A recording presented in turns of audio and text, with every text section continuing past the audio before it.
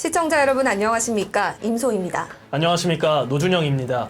검찰청 특별수사본부가 지난해 11월 2일 출범한 뒤 73일간 이어온 수사 결과를 오늘 발표했습니다. 네, 그렇습니다. 최종 수사 결과 업무상 과실치사상 등의 혐의로 총 23명을 검찰에 넘겼습니다. 이인재 전 용산서장, 송병주 전 용산서 112 상황실장, 박희영 용산구청장 등 핵심 피의자 6명은 구속 송치됐습니다. 네, 특수본은 참사 당시 양방향에서 인파가 밀려들면서 밀집도가 높아져 이동하기 어려워지는 군중유체화 현상이 발생했다고 봤습니다. 이로써 특수본은 핵심 피의자들을 검찰에 넘기는 성과를 냈지만 윗선 수사로 나아가지 못한 것은 한계로 남았다고 평가됩니다. 이 시각 주요 뉴스입니다. 유기발광 다이오드와 마이크로 등 한국 기업이 세계 시장을 선도하고 있는 첨단 디스플레이 설계 제조 기술이 국가 전략 기술로 지정됩니다. 친환경 에너지로 각광받는 그린 수소와 블루 수소도 국가 전략 기술 격상을 검토하는데요. 정부는 이 같은 내용의 세법 시행령 개정안을 다음 주 발표할 예정입니다.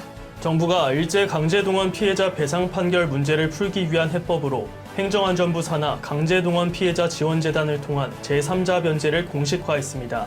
피해자 측은 일본의 책임을 면책해주는 것 아닌지 심각한 문제 제기를 하지 않을 수 없다고 비판했습니다.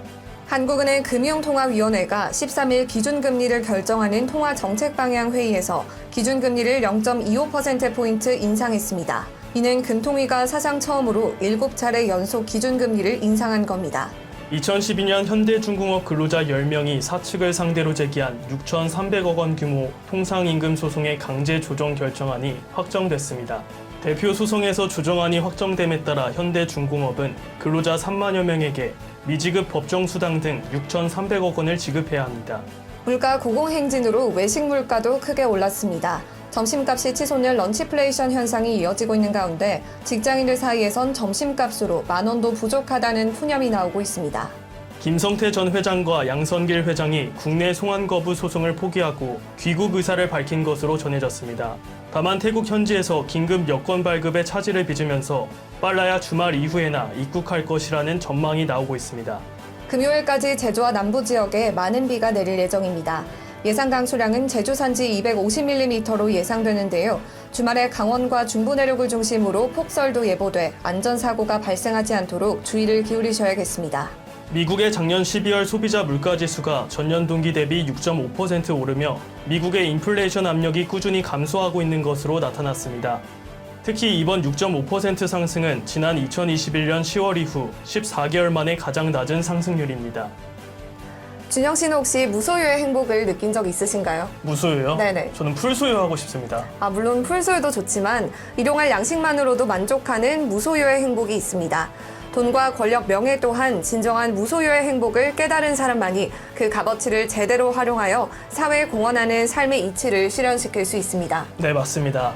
미국인들에겐 일생 두 날의 기쁜 날이 있다고 하는데요. 하나는 요트를 사던 날, 그리고 하나는 그 요트를 파는 날이다 라는 말이 있다고 합니다. 아무리 내가 공간적으로 위치한 곳이 천국이라고 할지라도 마음속에 지옥이 자리하고 있다면 눈앞에 펼쳐지는 모든 것이 지옥으로 보이는 법이겠죠? 네, 그렇습니다. 그래서 저희는 오늘 여러분께 무소유의 행복을 권해드리려고 합니다. 과한 것을 얻으려 고군분투하기보단 잔잔하고 사소한 행복과 하루하루의 평범한 삶의 행복을 느끼며 살아가시기 바랍니다. 네, 무소유의 행복을 실천하며 살아간다면 진정한 믿음과 소망, 사랑의 가치를 깨닫고 성공적인 삶을 남과 더불어 함께하며 삶의 진실된 보람을 느낄 수 있을 것입니다. 이 시각 주요 뉴스였습니다. 구독과 좋아요를 눌러주시면 더 좋은 뉴스로 보답하겠습니다. 지금까지 노준영, 임소희였습니다.